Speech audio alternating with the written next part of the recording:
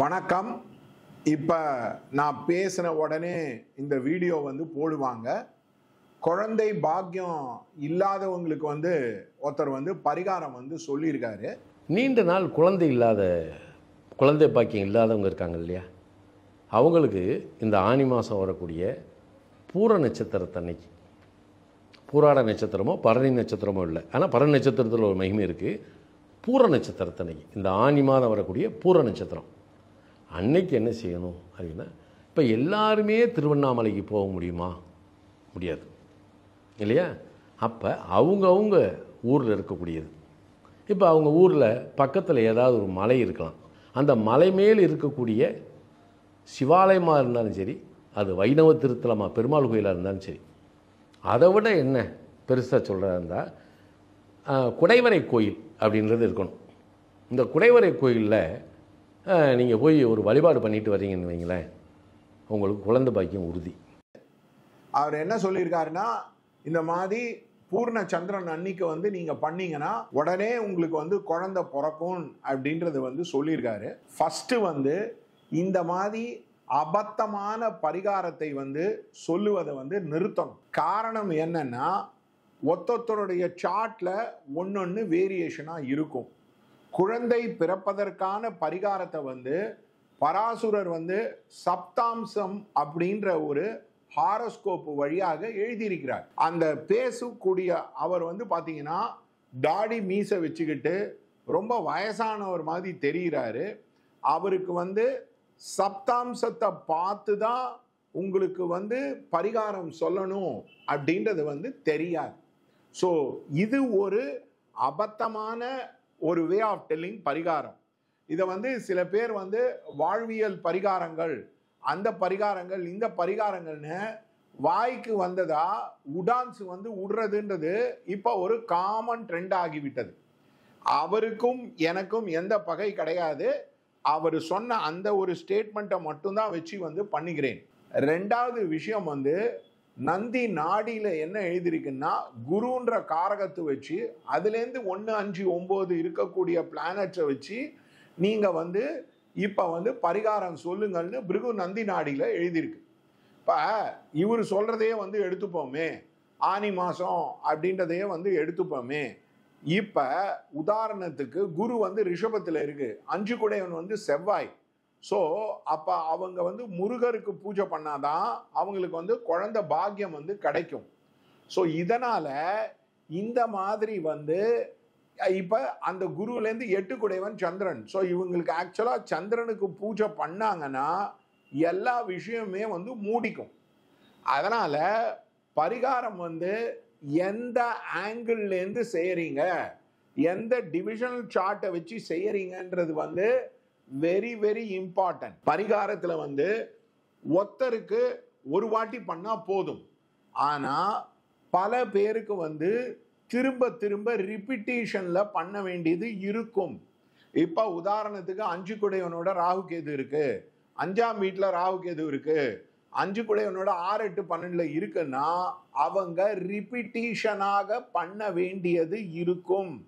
இதை மறந்துட்டு ஒரே ஒரு வாட்டி பண்ணுங்க அப்படியே சக்சஸ் ஆயிடும் சொல்லிட்டு இந்த மாதிரி பேசுறதுனால தான் டிவியில் எல்லாரும் அஸ்ட்ராலஜர்ஸை வச்சு செய்யறாங்க.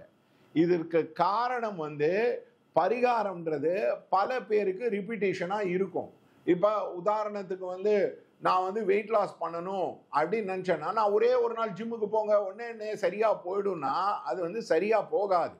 அதனால் சில பேருக்கு நிறையா மந்த்ஸ் ரிப்பீட்டேஷன் பண்ண வேண்டியது இருக்கும், சில பேருக்கு நிறையா வீக்ஸ் ரிப்பீட்டேஷன் பண்ண வேண்டியது இருக்கும். வெரி ரேர்லி பரிகாரம், எஸ்பெஷலி குழந்தையின்மை பரிகாரத்துக்கெல்லாம் ஒரே வாட்டி பண்ணால் அது வராது. அதை தவிர்த்து இவங்க என்ன நினச்சிக்கிறாங்கன்னா, சும்மா கோவிலுக்கு போனால் உடனே மிராக்கல் நடந்துரும் அப்படின்ட்டு. இல்லை, கோவிலுக்கு பவர் இருக்குது, சக்தி இருக்குது, ஆனால் சங்கல்பம் எடுத்து ஒழுங்கா பூஜை செய்கிறார்களா? அதுதான் என்னுடைய கேள்வி. இப்போ திருவண்ணாமலை போறீங்க, நீங்க ஒரு பெரிய விஐபி இல்லை, உங்களுக்கு உட்கார்ந்து பூஜை பண்ணுவார்களா? அது ரொம்ப ரொம்ப டிஃபிகல்ட்டான விஷயம்.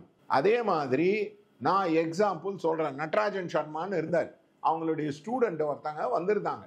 அவர்கிட்ட கேட்டேன், மாமி அவர் வந்து பரிகாரம் பண்ணுவாரா? பரிகாரம் பண்ணுவார் அப்படின்னார். அவர் வந்து மேஷ லக்னத்துக்கு 5ஆம் வீட்டில் சூரியனும் ராகுவும் இருந்தது. அவர் என்ன சொன்னார், 48 நாள் ருத்ரம் சமக்கம் வந்து படிக்கணும், 12 வாத்தியாரை வச்சு படிக்கணும், அப்போவே அது லேக்ஸ் கணக்காக செலவாகும், அதை பண்ணீங்கன்னா குழந்தை பாக்கியம் உண்டுன்னு சொன்னார். அவர் பண்ணதுனால அவங்களுக்கு வந்து குழந்தை பாக்கியம் வந்து வந்தது. ஆனால் அந்த 48 நாளுக்கு ருத்ரம் சமக்கம் பண்ணுறதுக்கு அவங்க லேக்ஸ் கணக்காக செலவு பண்ண வேண்டியது இருந்தது. அதனால் ஃபஸ்ட்டு ஞாபகம் வைத்து கொள்ளுங்கள், வம்சம் இல்லை என்றால் புண்ணியம் கம்மியாக இருக்கும். அதனால் ஒரே ஒரு நாள் நான் பரிகாரம் பண்ணிடுங்க அப்படின்னு இந்த அஸ்ட்ராலஜர் வந்து சொல்கிறதெல்லாம் வந்து சும்மா கட்டுக்கதை. அதே மாதிரி திருவண்ணாமலை போனால் எல்லாம் நடக்கும்ன்றது வந்து அவசியம் இல்லை. காரணம் என்னன்னா, ஏதோ எனர்ஜி வரும், ஏதோ லிங்க் வரும், ஏதோ சொல்யூஷன் வரும். ஆனால் கம்ப்ளீட்டாக ப்ராப்ளம் சால்வ் ஆகணும்னா repetition for a number of months, in fact for a number of இயர்ஸே சில பேருக்கு வந்து பரிகாரங்கள் வந்து செய்ய வேண்டியது இருக்கும். அதே மாதிரி நேச்சுரல் கன்செப்ஷன் நடக்காத போது நிறைய பேர் வந்து they will have a problem. எனக்கு தெரிஞ்சு ஒரு லேடி வந்து வந்தாங்க, அவங்களுக்கு நேச்சுரல் கன்செப்ஷனே நடக்கலை. நான் சொன்னேன், உங்களுக்கு நேச்சுரல் கன்செப்ஷன் நடக்காது, நீங்கள் ஊரை விட்டு போய் ட்ரை பண்ணுங்க, கிடைக்கும் அப்படின்னு. ஃபார்ச்சுனேட்டாக அவங்களுடைய ஹஸ்பண்டுக்கு வந்து வெளியூர் வந்து டிரான்ஸ்ஃபர் கிடச்சிது, எங்கிட்ட வந்தாங்க. நான் சொன்னேன் வெளியில் போய் ட்ரை பண்ணுங்க அப்படின்னு. அவங்களுக்கு வந்து கன்செப்ஷன் ஆகிவிட்டது. இன்னொரு லேடி வந்து ஐவிஎஃப் வந்து ஒரே மெட்ராஸில் வந்து பண்ணிட்டு இருந்தா.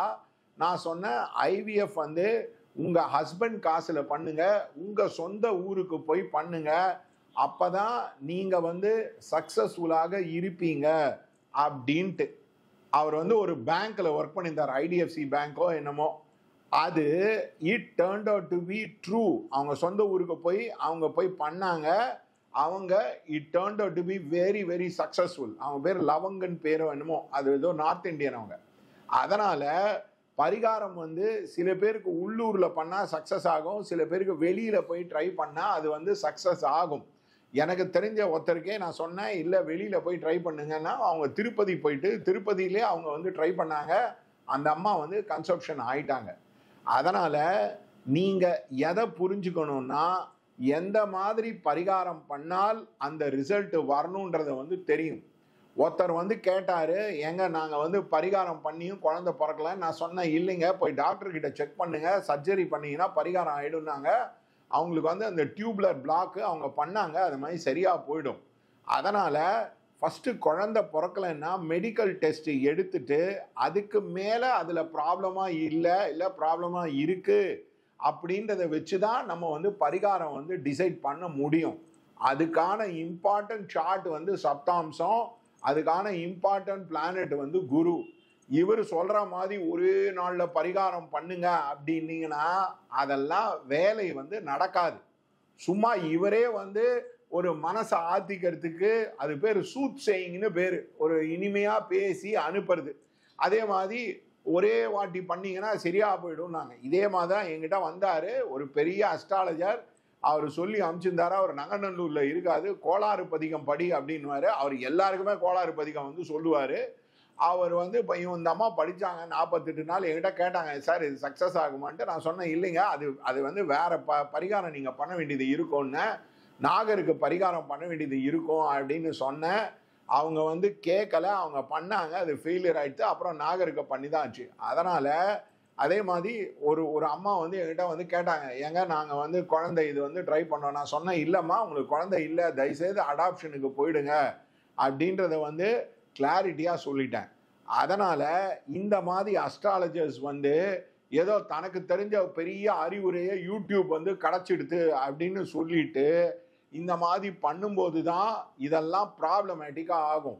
அதுக்கான நான் வந்து அஸ்ட்ராலஜரை வந்து வெறுப்பேற்றுறேன், நான் எல்லா அஸ்ட்ராலஜரையும் பற்றி தப்பாக பேசுகிறேன்னு இல்லை. எது வந்து உண்மையோ, எது சத்தியமோ, எது நிதர்சனமோ அதை வந்து பேசுகிறேன். அதனால தான் டிவிலாம் வந்து கண்ணாமினான்னு வச்சு அஸ்ட்ராலஜரை செய்கிற காரணம், வாய்க்கு வந்ததெல்லாம் பரிகாரம்னு பேசின்னு இருக்கிறனால தான். அதனால இப்ப ஆனி மாசம் இருக்கு, ஆவணி மாசம் வந்தது அப்படின்னா ஆனி மாசத்துல குரு பூர்ணிமா, அவ்வளவுதான். இது வந்து ஒரு பெரிய டெக்னிக்கா? சில பேருக்கு தேய்பிரையில செஞ்சாதான் வந்து குழந்தை பிறக்கும், சில பேர் அஷ்டமி திதியில செஞ்சாதான் குழந்தை பிறக்கும். அது ஆரோஸ்கோப்பை பொறுத்து தான் இருக்கு. அதனால உங்களுக்கு ப்ராப்பர் கைடன்ஸ் வேணும், ஒழுங்கான குழந்தை பிறக்கிறத பத்தி உங்களுக்கு கைடன்ஸ் வேணும், என்ன பரிகாரத்துக்கு கைடன்ஸ் வேணும்னா வாங்க, நாங்க வந்து உங்களுக்கு வந்து சொல்றோம், கிளியரா சொல்றோம், தரோம், வீடியோ கொடுக்குறோம். உங்களுக்கு ஏதாவது டவுட் இருந்தா வாங்க, we will clarify. We have helped a lot of people. Thank you.